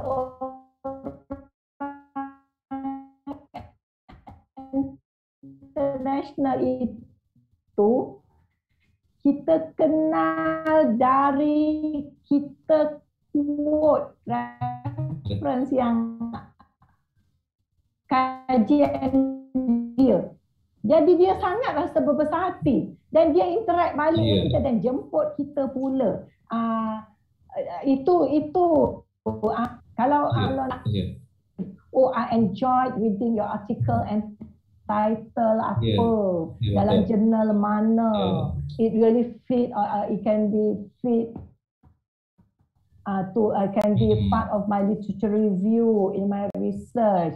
However, I appreciate it if you could help me with further information by sharing your instrument. Gitu-gitulah. Ini cara you nak you pujuk dia dan lepas tu dia balas. Dan lepas tu dia akan jadi kawan. That's why PhD ni is a journey. Dia perjalanan. PhD is not just about getting a scroll. Sebab itulah saya sangat tak setuju apabila ada bengkel shortcut untuk mendapat PhD. Bondong-bondong lah orang pergi nak tengok bengkel shortcut. PhD, nama dia Doktor Falsafah tertinggi. Adakah nak shortcut dapat falsafah? Itu yang jadi sesuatu yang tidak disegani. Yang bila dah dapat doktor tetapi orang nak mengulas tak ada pengetahuan nak mengulas apa-apa. Sebab dia just nak dapat doktor je. Nak dapat title saja. So PhD is a journey, perjalanan untuk menimba sebanyak-banyaknya ilmu pengetahuan, ilmu dalam korpus ilmu yang bidang kita itu. Dalam korpus ilmu itu. Kita master in our area. Jadi dalam menerokanya, sebab itulah kalau kita tengok tesis kita ada latar belakang kajian kita, kajian literatur, kita kena membaca dulu untuk memilih tajuk. Sebelum pilih tajuk itu kena tengok apa dia. Kita nak solve apa? What is the research gap? Kita buat PhD ni, macam student saya pun, saya ICT, datang pada saya nak buat mobile apps, saya tak terima. Canggih macam mana pun mobile apps you tu, I will ask her or him, why you want to do mobile apps? You bukannya orang jurujual ke orang yang produce apps. You are a researcher. Mesti ada reason. Macam mana mobile apps tu boleh solve problem, educational problem. You kena cari problem dulu. Problem apa yang boleh diselesaikan dengan pembangunan mobile apps you tu. Bukannya tiba-tiba nak buat. And pembangunan mobile apps ke apa-apa learning object oleh researcher, educational researcher ialah berdasarkan kepada instructional design. Kalau tidak, jadilah kita apps yang kita tak tahu apa-apa apps yang ada di luar tu. Apps yang kita bangun tu berasaskan kepada research, berasaskan kepada kajian literatur, berasaskan kepada teori pendidikan, educational theory, berasaskan kepada reka bentuk pengajaran. Nak guna apps tu, desainnya macam mana? Adakah menggunakan secara hybrid? Adakah digunakan untuk tujuan apa? Jadi that's the beauty of developing a learning object based on educational research. Jadi itulah baru boleh diangkat mobile apps itu ke tahap PhD. Okay? So begitulah cantiknya sebenarnya educational research itu. Cantiknya penyelidikan social science itu. Cantiknya. It's so beautiful. Yang kita nampak flow dia. Lepas dah dapat pemasaran kajiannya, kita ada tujuan, ada tujuan kajian, ada objektif, ada hipotesis, ada kepentingan, batasan kajian, kita ada definisi operasional. Lepas tu kita pergi kepada kajian literatur, ada skill macam mana buat kajian literatur kita, topik-topiknya kena sesuai dengan objektif kajian, ya. Apa-apa sahaja dalam objektif kajian itu kena ada dalam kajian literatur itu. Kita pergi ke metodologi, dan untuk solve problem tu mixed method ke, quali ke, kuanti ke, semua kita boleh buat, ya. Apa yang nak diselesaikan dalam bab 3. Dah settle tu semua, dah usulan kajian semua dah settle, kita collect data, dah dapat semua data, kita menulis dekat bab 4. Bab 4 tu hanya laporan tentang dapatan kajian. Lepas tu kita pergi ke bab 5, perbincangan kajian. Why kita perlu perbincangan? Sebab kajian literatur tu perlu relate balik dengan bab 2. Bab 2 kita dan apa yang kita bincang tu kena apa subtopik yang akan menjawab persoalan kajian kita. Relatekan dengan kajian literatur, how bincang, dapatlah, ya. So di situlah adanya implikasi kajian pelbagai dalam bab 5 dan seterusnya. Jadi that's the beauty of research. Okay? So you have to enjoy, looking forward for the good writing. Looking forward untuk dapat output yang bagus. Okay, so maybe siapa lagi nak Dr. Harun ke nak? Yes, tadi dalam dalam chat tadi Fitri. Ada Fitri ya. Tanya ya Fitri, silakan saudara Fitri. Ya, saya Prof Datuk. Assalamualaikum warahmatullahi wabarakatuh. Prof Datuk Dr. Nazah Muhammad Rodin. Ya. Doktor-doktor selain doktor yang saya perasan ni Dr. Mazan Awang, Dr. Syawal Amran, Dr. Ahmad Zamri Mansur, Dr. Suziani Muhammad. Kita ada Ustaz Dr. Harun Baharudin. Semoga doktor-doktor semua berada dalam lingkungan doa-doa dan semoga semuanya sihat sejahtera di sana. Amin. Ya. Okey doktor, terlebih dahulu Prof Datuk, tahniah Prof Datuk atas pelantikan jawatan yang baru. Ya, terima kasih. Sesungguhnya kami semua daripada warga Fakulti Pendidikan semuanya mendoakan yang terbaik untuk Prof Datuk dan semoga terus sukses dan kita angkat pula together we excel kita dekat bahagian pentadbiran tertinggi UKM insya-Allah. Insya-Allah. Okey Prof Datuk, dan saya juga khusus soalan saya berkenaan dengan surat senat. Saya kalau ikutkan saya alhamdulillah saya dah selesai semuanya, jam kredit saya dah selesai. Saya tinggal nak tunggu publish paper pun dah selesai. Kiranya dah last step lah untuk mendapatkan surat senat. Jadinya Prof Datuk, saya pun dah follow up dengan Puan Nadia. Terlebih dahulu saya nak kredit dekat Puan Nadia. Puan Nadia ni tuan-puan sekalian, tak kisahlah bila dia masa ke, pagi ke, petang ke, tengah malam ke, insyaAllah kalau dia free, insyaAllah beliau boleh balas. Tapi minta tuan-puan fahamlah dengan keadaan sekarang kan, kita dengan pandemik lagi, Puan Nadia pun ada tugas yang lain lagi. Tapi saya orang kata salute lah Puan Nadia, memang dalam badan team pun boleh buat. Terima kasih Puan Nadia. Jadi saya dah follow up Prof Datuk dengan Puan Nadia, insyaAllah. Nama saya sudah naik lah untuk senat meeting ni, insyaAllah pada minggu hadapan 18 Ogos. Jadinya saya nak tanyalah, sebab kekangan saya Prof Datuk, insyaAllah kalau ada rezeki saya akan melapor diri pada 1 September ni. Doa-doa lah kalau ada rezeki dan dapat sekolah yang berdekatan dengan mak ayah ni kan. Jadinya kalau ikutkan nak masuk tu dia perlukan transkrip, dia perlukan keputusan yang latest. Jadinya kalau boleh, seboleh-bolehnya saya nak gunalah saya punya transkrip sarjana.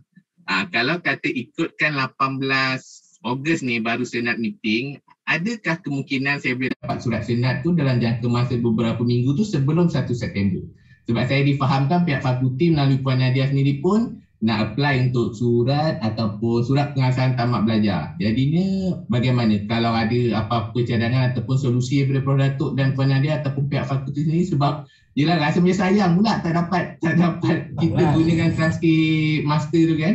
Jadinya soalan saya itu sajalah berkenaan dengan surat senat. Terima kasih Prof Datuk. Saya cakap terima kasih atas soalan. Saya akan jawab yang makro dulu, yang secara keseluruhan. Dari fakulti kita boleh keluarkan bahawa pengesahan tamat pengajian. Okey. Download transkrip boleh download seperti sedia kala. Akan tetapi apa yang keluar daripada senat itu saya tak tahu dalam masa seminggu 2 minggu. Tetapi secara detailnya Puan Nadia boleh bantu. Silakan Puan Nadia. Terima kasih Prof Datuk, Encik Fitri. Assalamualaikum. Untuk makluman Encik Fitri, seperti yang saya maklumkan, pelajar akan dimaklumkan oleh pusat-pusat akademik selepas mesyuarat senat.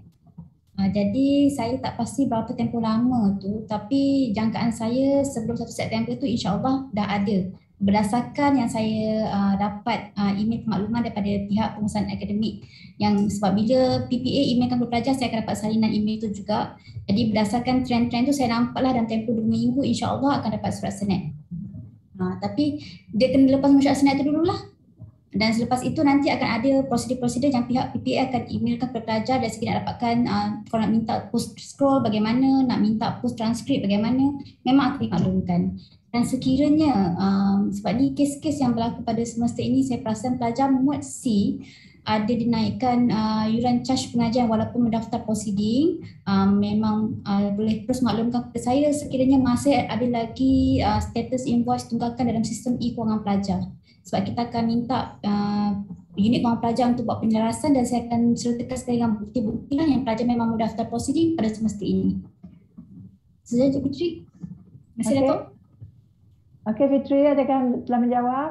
Alhamdulillah Prof Datuk menjawab, sebab sebelum ni pun saya ada berkenaan dengan pelarasan yuran pelajar juga dan Puan Nadia pun dah saya follow up. Jangka masa dia tak lama tuan-puan, seminggu je insya-Allah settle kalau tak ada apa-apa. Tapi Alhamdulillah. Tapi macam saya cakap tadi, kita kena ada give and take lah. Janganlah kita nak rasa bila lah fakulti call tak dapat, email tak balas. Puan Nadia ni, Tuan Puan Nadia ada 2 tangan je, dia ada 10 jari. Dia ada juga tugas-tugas lain kan. Jadinya kalau kata tadi saya nak usik ataupun saya nak bincang sikit, nak ulas berkenaan dengan Dr. Syawal Amran yang kata tadi, ataupun dengan Prof. Datuk ni yang kata kalau dah orang quote nama kita dalam kajian tu, kita dah rasa bangga, kita dah rasa seronok. Saya, Prof. Datuk, Doktor-doktor dan rakan-rakan sekalian, Tuan-Puan, saya dah publish, saya tulis je nama saya. Orang kata kajian saya tengok nama saya dah ada dalam tu pun saya dah rasa macam rasa macam padahal baru 1 je saya publish. Tapi dia punya orang rasa seronok je lah. Jadi macam saya pun Alhamdulillah betul kita dengan SB pun kena ada orang kata two-way communication, hubungan komunikasi yang baik. Kita pun kena faham, SB pun kena faham kita. Macam saya pun, saya di bawah Dr. Muhammad Mokhtar bin Taha. Jadinya faham-faham lah Dr. Mokhtar pun siapa yang kenal mungkin tahu macam mana. Jadi saya pun dah daripada degree dengan Dr. Mokhtar, Alhamdulillah semuanya berjalan lancar dan saya memang dah target awal-awal saya masuk saya kalau boleh saya nak buat 2 tahun, maknanya 4 sem, tapi Dr. Mokhtar lah executive, you kena buat setahun setengah je, 3 semester je. Tu kata, tak boleh doktor, saya ada ni, saya ada, no, you boleh. Jadinya saya pun tak tahu, Alhamdulillah saya dapat buat 1 tahun setengah dan Alhamdulillah InsyaAllah saya bergraduasi pun dengan keputusan yang first class lah. Mudah-mudahan insyaAllah. So sekali lagi saya nak ucapkan tahniah dan terima kasih untuk semua pengurusan fakulti, terutamanya doktor-doktor, khususnya doktor daripada bidang pendidikan khas sendiri, dan terus sukses together with Excel dan peneraju inovasi pendidikan. Terima kasih Prof. Datuk dan semua. Assalamualaikum. Ya, terima kasih Fitri. Sama. Untuk makluman semua, Fitri adalah pelajar cemerlang dari semester 1 lagi daripada undergraduate. Alhamdulillah. Dan beliau adalah pengerusi pendidik iaitu Persatuan Pelajar Undergraduate untuk Pendidikan yang sangat aktif, maksudnya balance kurikulum dengan co-kurikulum. Dan anugerah apa yang Fitri terima hari itu di convocation, Fitri? Alhamdulillah itu saya pemenang anugerah pingat emas universiti. Ya. Dia membawa pulang pingat emas dan hadiah wang tunai sedikit lah. Okey. Mana Fitri? Terima kasih Tuan. Ya. Bukannya senang nak bertempur ataupun compete dengan fakulti-fakulti lain nak dapat tu. Dengan undang-undang, dengan engineering, dengan medik, semua kita memang kita memang kena pitching ya untuk mendapatkan award tersebut. Jadi untuk PhD dan Masters kita ada anugerah emas untuk sarjana dan PhD. Untuk undergraduate pun itu anugerah emas tahun ni Fitri dapat, atau masa tu undergraduate. Last year Claudia daripada KKS juga dapat untuk anugerah Tuan Abdul Razak. Memang kita groom awal-awal, nampak je pelajar tu berpotensi, terus kita bawa. Yang lambat kita tolak kasih cepat, yang dah cepat kita tolak kasih lebih cepat lagi. So itulah cara Fakulti Pendidikan. Syabas tahniah Fitri. Kami menunggu di fakulti untuk Fitri register PhD.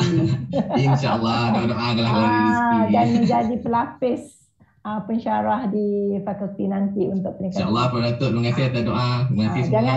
Jangan tunggu lama sangat momentum tu turun ya. Dekat je Semban tu. Boleh datanglah bermula dengan part time dahulu. Lepas tu bila dah seronok tu terus ke full time ya. Boleh insyaAllah Prof. Datuk. Pintu fakulti sentiasa terbuka, silakan. Amin insyaAllah. Okey. So ada soalan lain lagi? Prof. Datuk ada satu lagi soalan saya baca. Ya Cik Hafizah. Saya scroll ke atas. Assalamualaikum Prof. Datuk, dalam program Persatuan Siswaza boleh tak jemput speaker luar UKM untuk program Siswaza? Jika boleh, apakah prosedurnya? Boleh. Okey.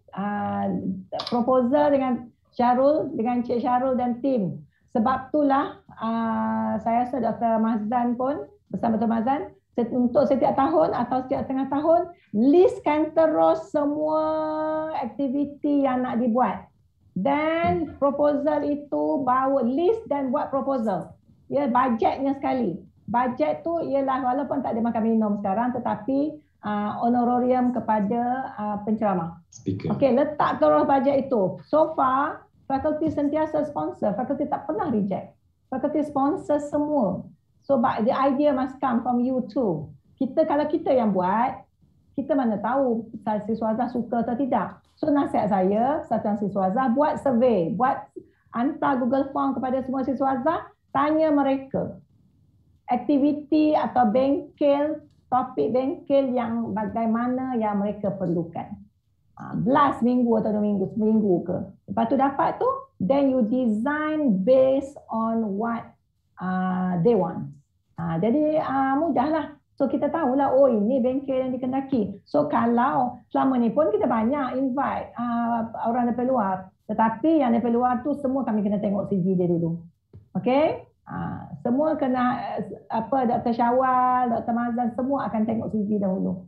Sesuai tak sesuai, kita bawa masuk ke fakulti.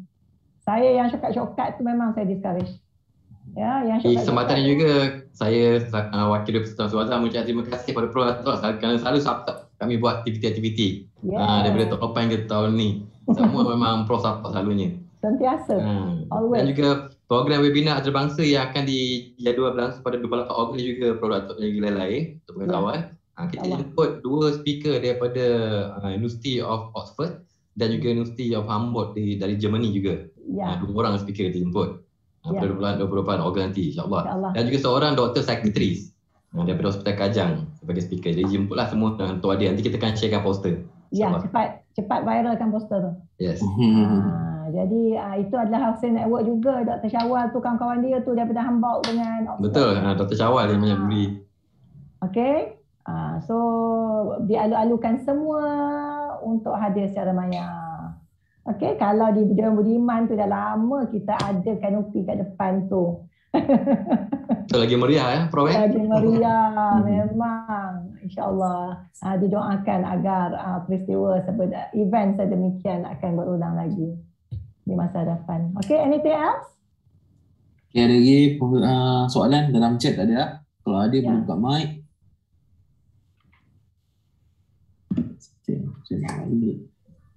Untuk mungkin boleh share tips dari para pensyarah yang lain. Yes, okey, saya jemput. Tadi Dr. Syawal sudah, Dr. Mazlan, Dr. Ahmad Zamri atau Dr. Suzy dengan Dr. Harun.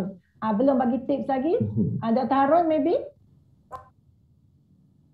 Dr. Harun juga pemegang penerima anugerah emas semasa undergraduate. Beliau juga penerima anugerah diraja saya rasa ya Dr. Harun dari Fakulti Pengajian Islam. Ada apa? Fakulti betul. Masa tu anugerah apa Dr. Harun?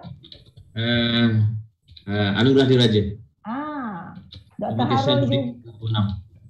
Dr. Harun juga adalah yang pernah menerima anugerah diraja. Bukannya mudah. I think Dr. Syawal pun anugerah diraja tapi dari UPM ya. So silakan Dr. Harun. Okay, bismillahirrahmanirrahim. Terima kasih Prof Dato'. Ada peluang sikit untuk pagi ni kita bertemu. Saya dengar banyak daripada Dato', daripada PM Dr. Mahzan dan daripada rakan-rakan yang lain. Sikit saya nak ambil masa kita sekarang ni memanglah semua menghadapi situasi yang agak sukar sebenarnya, semua orang bukan di peringkat lokal bahkan di peringkat global. Dan itulah antara tips yang ataupun antara benda yang kita boleh kongsikanlah pada pagi ni ialah ada satu pepatah ni tak tahu pepatah mana, pepatah Cina ke Melayu ke, dia kata apa? Buatlah minuman yang manis daripada limau yang masam. Buatlah air yang manis daripada limau yang masam. Maksudnya walau apa pun keliling kita ni kita gunakan sebagai peluang untuk kita bina kejayaan kita lah. Dan saya suka petik satu perkara. Selalu kita digalakkan untuk membaca kul a'udzu birabbil falaq dan kul a'udzu birabbin nas. Kul a'udzu birabbil falaq dan kul a'udzu birabbin nas. Dua surah dipanggil sebagai muawwizatain. Maknanya dua surah yang kita mohon perlindungan. Surah Al-Falaq merujuk kepada kejahatan luaran. Surah An-Nas merujuk kepada kejahatan dalaman. Bila dibincangkan dua surah ni, ditanya antara dalaman dan luaran yang mana lebih dahsyat? Lebih dahsyat dan perlu kita minta perlindungan dengan betul-betul perlindungan. Dan dikatakan ulama, kita perlu jaga-jaga dengan dalaman berbanding dengan luaran, sebab kejahatan dalaman lebih dahsyat daripada luaran. Luaran kita boleh kawal. Contohnya persepsi negatif orang, hasad dengki orang, kita boleh kawal dan kita boleh jauhkan daripada mereka. Ujian-ujian yang datang ni kita boleh kawal. Tetapi dalam kita boleh jauhkan. Tetapi dalam dalaman, yang dalaman ni sebenarnya kalau perasan kita minta kul a'udzu birabbin nas, malikin nas, ilahin nas, kita sebut malik, kita sebut 3 kali nama Allah supaya kita diberikan perlindungan daripada kejahatan dalam, contohnya was-was, bisikan-bisikan kejahatan. Itu yang kita perlu minta dengan Allah supaya kita berlindung daripada perkara ini. Dan dalam kita kaitkan dengan situasi sekarang, yang perlu kita kuatkan ialah diri kita. Yang perlu kita kuatkan diri kita. Sebab di luar tu kita tak boleh nak kawal. Yang boleh kita kawal ialah diri kita. Emosi kita, kita punya disiplin kita punya niat, kita kata Dr. Mahzan, niat kita, disiplin kita, perangai kita. So kat sini itulah pesanan saya ialah sama-samalah kita ambil perkara yang baik pada pagi ini, ucapan-ucapan yang banyak diungkapkan daripada Prof. Datuk Dr. Mahzan, kita punya ketua Satuan Siswazah kita, dan perkongsian kita pagi-pagi ini menjadi satu benda yang ramuan untuk kita membina kejayaan yang manis. Jangan lama-lama. Dr. Mahzan kata cukup 2 tahun, 3 tahun di sini, so kita boleh keluar menjadi orang lain. Okey? Itu saja daripada saya, Datuk. Terima kasih. Ya. Terima kasih. Dr. Harun. Terima kasih, Dr. Harun. Boleh kita jemput Dr. Suzy? Okay, Assalamualaikum warahmatullahi wabarakatuh dan selamat pagi. Terima kasih Prof. Datuk. So saya rasa dah banyak juga kita dengar tips-tips daripada Prof. Datuk sendiri, daripada Dr. Harun, Dr. Syawal dan Dr. Mahzan pada awalnya. Okay, so mungkin saya boleh tambah sikitlah beberapa tips yang selalu saya kongsikan bersama pelajar-pelajar selian saya. So biasanya pada semester pertama, bila pelajar baru sahaja mula mendaftar, first time jumpa saya, perkara pertama yang saya akan nasihatkan pelajar adalah untuk sediakan milestone pembelajaran. Okay, so kalau untuk PhD kita ada 3 tahun, so dalam tempoh 3 tahun, apa your short term goal dan apa your long term goal. So you kena follow lah the milestone yang you telah tetapkan. Katakan untuk semester 1 nak habiskan semua kursus-kursus prasyarat untuk pengajian PhD, semester 2 nak bentang usulan, then you kena follow lah milestone yang you dah tetapkan. So daripada situ kita punya proses pembelajaran tu akan jadi lebih berfokus lah, dan kita ada target apa yang kita nak capai bagi setiap semester yang berjalan. Kalau kita tak ada jadual ni, nanti kita macam teraba-raba, tak tahu what's next, apa yang kita kena lakukan seterusnya. Bila kita nak kena fokus untuk publication, bila kita nak start collect data dan sebagainya. So kalau dengan saya, milestone ni memang benda wajib lah. So pelajar kena bagi saya milestone dan saya akan kejar pelajar based on milestone yang dia telah bagi pada saya. Itu adalah perjanjian antara pelajar dan juga penyelia tentang apa yang nak dicapai.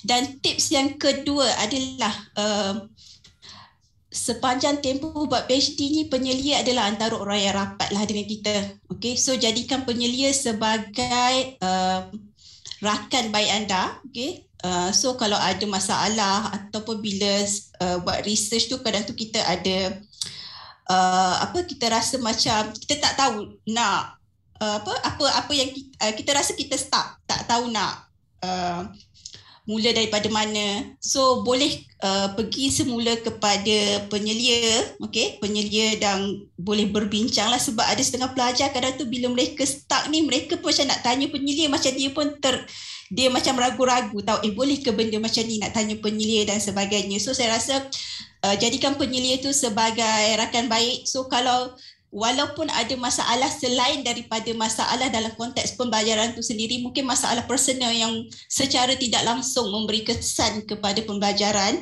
so benda-benda macam ni pun boleh di-share dengan penyelia. So kita sebagai penyelia, kita aware, kita tahu apa isu, apa masalah yang pelajar kita hadapi. Sebab kalau kita belajar teori pun, masalah personal ni memang secara tidak langsung dia akan bagi kesan juga kepada pembelajaran yang saudara-saudari sedang jalani lah. So jangan risau, jangan takut untuk share apa jua masalah ataupun kekangan yang dihadapi bersama penyelia. Walaupun kadang tu kita rasa benda tu tak proper, kita rasa benda tu sangat peribadi, kadang bila kita share ni, bila apa-apa timbul isu ke di kemudian hari, so penyelia pun aware apa yang kita, isu ataupun masalah yang kita hadapi itulah, untuk membantu kita. Dan tips yang ketiga, saya suka untuk nasihatkan, please bila buat writing, collect data dan sebagainya, please selalu buat backup. Make sure sentiasa ada backup untuk setiap penulisan ataupun untuk setiap data collection. Kalau boleh ada satu email yang memang you khususkan bila you menulis ataupun buat data collection, boleh simpan di email tersebut, atau mungkin boleh create cloud atau Dropbox dan sebagainya. Sebab kita tak tahu apa masalah atau yang mungkin tiba-tiba akan berlaku lah kepada laptop dan sebagainya. So always have backup lah untuk setiap file, penulisan atau apa-apa sahaja dokumen berkaitan dengan pengajian. So saya rasa itu saja, Prof Datuk, sedikit tips daripada saya. Ya, okey, terima kasih Dr. Suzy. Okey, saya over to you. Siapa? Afiza. Terima kasih Prof Datuk dan doktor-doktor yang telah share tips, banyak tips yang kita dapat dan ramai pula yang respon. Respon positif lah terhadap tips-tips yang telah disampaikan. Terima kasih sekali lagi saya ucapkan. So kalau ada soalan lagi, boleh buka mic ataupun tulis di ruangan chat. Kalau tak ada, kita teruskan dengan kita punya ni lah, acara pencabutan bertuah. Wow, okey. Kita minta saudara Raj untuk tunjukkan cara-cara untuk menyertai.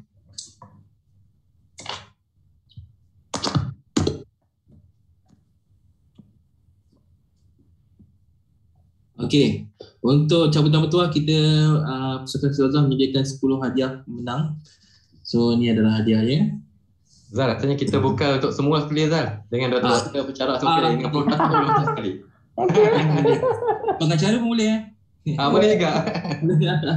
Okey, semua boleh inilah menyertai pertandingan cabutan bertuah. Boleh membantu sesi pengajaran, sesi pembelajaran kita nanti. So kita tengok macam mana nak sertai. Okey. So kita akan lengkapkan form maklum balas dalam masa 3 minit. Dalam link tersebutlah. Bermula daripada sekarang.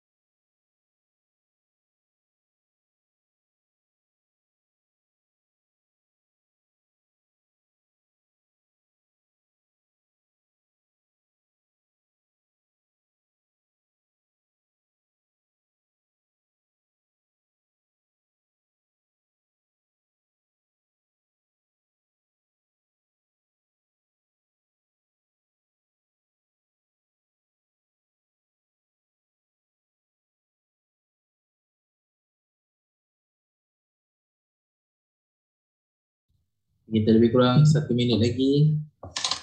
Boleh isi lagi.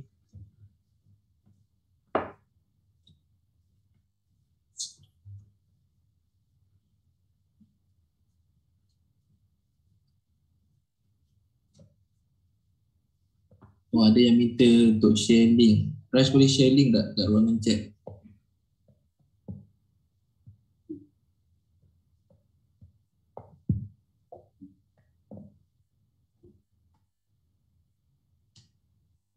Okey lah. Terima kasih kepada Sri Handayani telah share link. So saya bagi masa 1 minit lagi untuk isi borang maklum balas sebelum kita menutup penyertaan.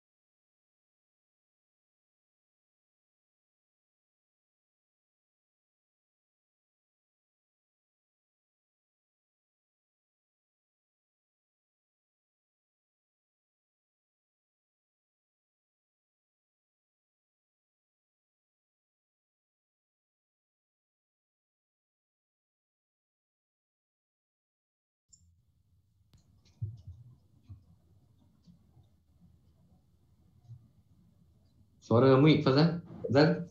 Okey, kita tutup penyertaan. Sorry tak pasal. Okey, kita tunggu Damaraj untuk proses nama untuk kita buat cabutan bertuah.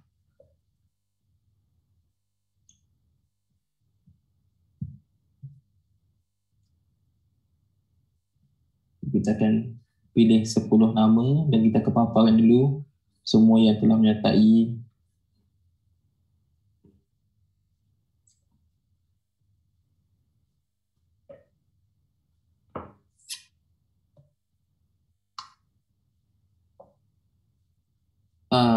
Ada satu lagi soalan daripada Fitri Bintordin. Okey, boleh kita terima? Silakan. Terima kasih banyak Tuan Afzal. Minta maaf Prof. Dato', minta maaf Tuan MDP dan Dr. semua. Saya nak bertanya sementara menunggu cabutan bertuah ni. Sebab sekarang saya banyak orang kata ada kelapangan masa ni, saya join ataupun saya willingly lah di-invite daripada junior-junior pendidikan khas. Ada juga junior-junior lain yang nak tahu bagaimana kita nak apply untuk sekarang kalau SPP ataupun temuduga guru dilakukan secara online menggunakan Cisco Webex. Jadinya di-invite lah, Abang Fit jomlah join kita orang ni, kita nak tahu macam ni. Kita nak tahu pasal simposium prasiswazah macam mana dilaksanakan, apa tips dia. Jadinya banyak masa ke situ. Persoalan ni saya, Prof. Datuk dan rakan-rakan ataupun siapa yang tahu berkenaan ni, semalam saya baru habis session dengan pelajar dari Fakulti Sains Teknologi FST UKM. Pelajar ni dia baru sekarang dah habis lah. Kiranya dia sekarang tengah menunggu keputusan dan dia berminat untuk sambung di Fakulti Pendidikan.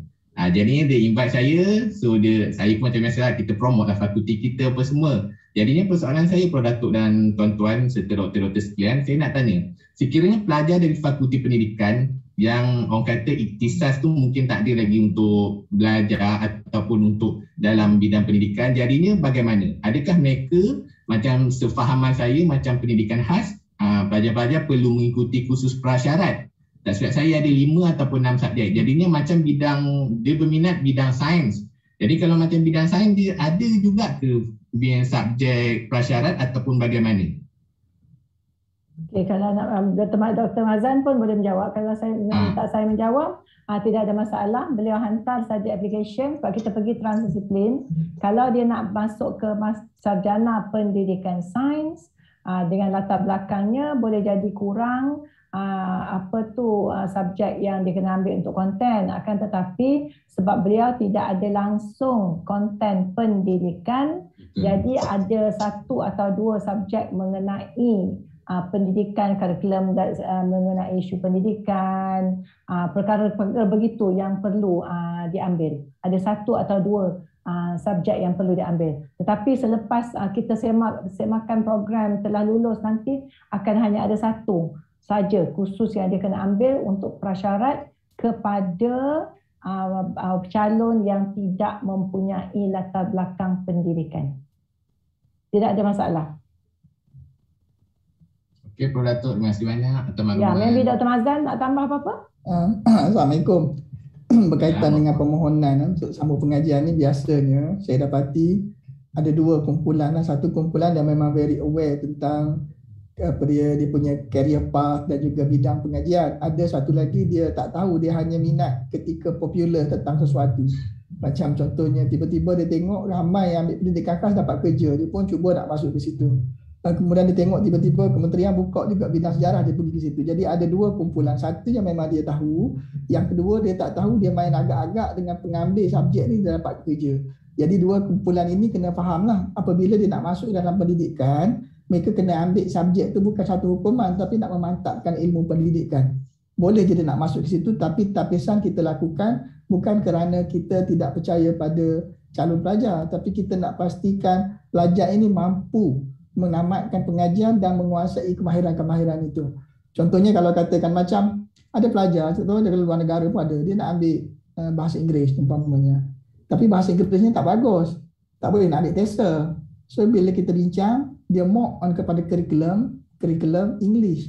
Jadi ada bahagian-bahagian yang kata you tak sesuai kepada teaching English, you more on managing English curriculum, and then boleh masuk. Begitu juga dengan pendidikan khas dan sebagainya, dia ada kriterianya lah. Sebab biasanya pelajar yang tidak ada asas ni, bila di perjalanan pertengahan ketika dia nak menulis, dia akan go back kepada reason dia, saya ni bukan background itu. Jadi bermakna bahawa dia sebenarnya bukan ada jalan karier yang jelas. Saya sebenarnya bidang sukan, tapi saya ambil bidang ini, sedangkan subjek kita dah beri. So bila bab penulisan, dia akan balik kepada isu di bawah itu. So kepada pelajar yang ada kekeliruan tentang ini, itulah fungsi Persatuan Siswazah, menjelaskan tentang korpus-korpus ilmu dan skop-skop yang ada. Satu tentang korpus ilmu, dua tentang cara belajar, mode. CJ-nya sama aja, Master of Education. You can go via normal mode, ataupun dipanggil perdana, ataupun melalui cuti sekolah, ataupun melalui ODL. Itu adalah mode pengajian, cara pengendalian lah. Tapi di hujungnya CJ-nya sama. Jadi ada satu bidang pengajian, dua macam mana dia belajar. Sebab biasa akan ada dua soalan tu, satu skop, lepas saya ni pula nanti tak posting lagi, kalau saya posting macam mana? Macam mana? Jadi tentukan awal-awal perkara tu. Tapi saya terima kasihlah kepada Fitri ni dah sampai ke peringkat ni. Saya kenal dia dulu, rasa macam baru je, maksudnya dah lama juga lah kita ni ya. Ingat Fitri masih lagi dulu-dulu, dah habis master lah. Alhamdulillah dah doktor, sekarang nak tunggu surat senat ni. Sebab saya sampai 3 gitu, saya pun tengok-tengok, dah master. Itulah dulu. Tiba-tiba pula rindu kemaran kita sama-sama makan ikan patin kat sana, camp dinner. Betul, saya ingat benda tu, aduh, rasa dah sampai sini dah. So, alhamdulillah. Allah rezeki.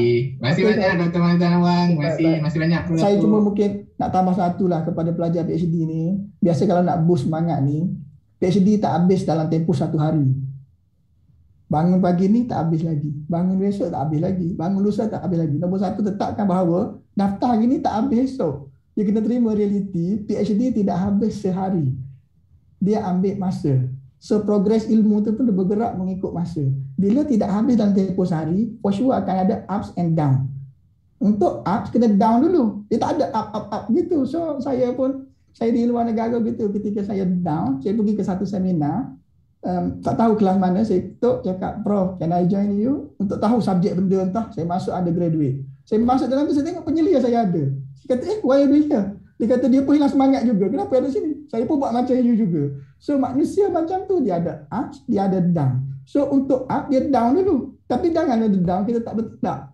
Down disebabkan oleh kata-kata je. Orang kata, engkau buat macam ni je, kita pun balik ke rumah, menung orang cakap. Orang tu enjoy balik rumah, yang cakap tu dia balik rumah, makan KFC, tengok TV. Kita dengar sepatah cakap, kawan cakap, engkau buat ni tak betul. Dah pening. Kenapa? Strong lah. Ini bukannya negara perang. Kita nak buat PhD. So kalau ada kata-kata yang macam tu, jangan jadikan dia down kita. Sebab kata-kata dia je. Siapa-siapa sahaja. Sebab sekarang zaman internet. Kadang-kadang awak update dalam Facebook ada satu ayat buatkan terus lemah semangat. Kenapa? Tak boleh macam tu.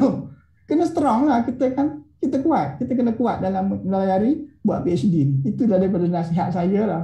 Terima kasih ya, Dok. Ya. Okey, Dr. Mazlan. Okey, silakan. Okey, kita teruskan. Rash. Untuk cabutan bertuah. Okey, kalau saya banyak pernyataan. Kita mula putaran yang pertama.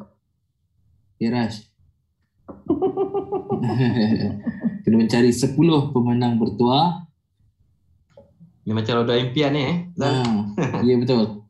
Roda impian di pagi Sabtu. Okey, pemenang pertama Nick Noral Huda Nick Mohamed. Ada orang ni kat sini? Wah. Okey, tahniah. Kalau kena letak muzik tepuk tangan. Dia ada muzik tu, mungkin tak keluar ni. Unmute mic tepuk tangan dah tu. Okey, seterusnya pemenang kedua. Silakan sekali lagi. Kita semua tepuk pakai ikon.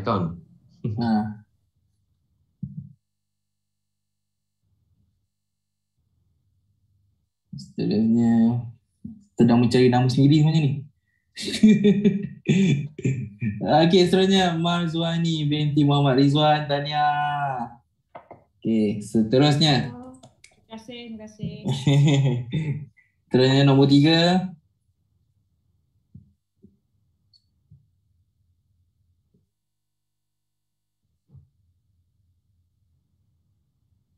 Pemenang ketiga. Okey. Tanya kepada Muhammad Badrul Hisham bin Sulong. Okey. Kita buat putaran yang keempat. Untuk pemenang yang keempat.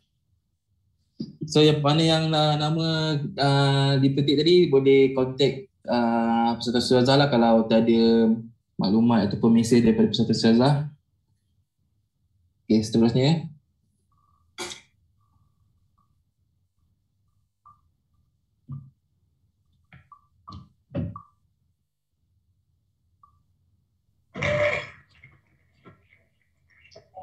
Kita tanya kepada Siva Raj.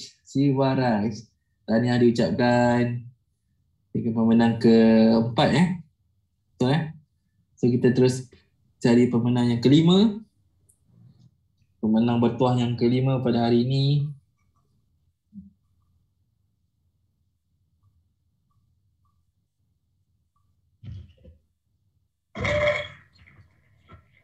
Oh, Damaraj. Sendiri putar nama sendiri ke tak? Ni nama sendiri ni. Kita tanya kepada Damaraj. Tahniah. Terima kasih. Okey, seterusnya. Dah berapa orang Yang keenam Keenam. Ni yang keenam. Pemenang yang keenam. Okey, tanya kepada Ahmad Zamri Mansur, Dr. Ahmad Zamri. Dr. Zamri. Tanya. Oh ya. Tanya. Okey, terima kasih. Tak sangka pula. Seterusnya yang ketujuh. Siapa pemenang yang ketujuh?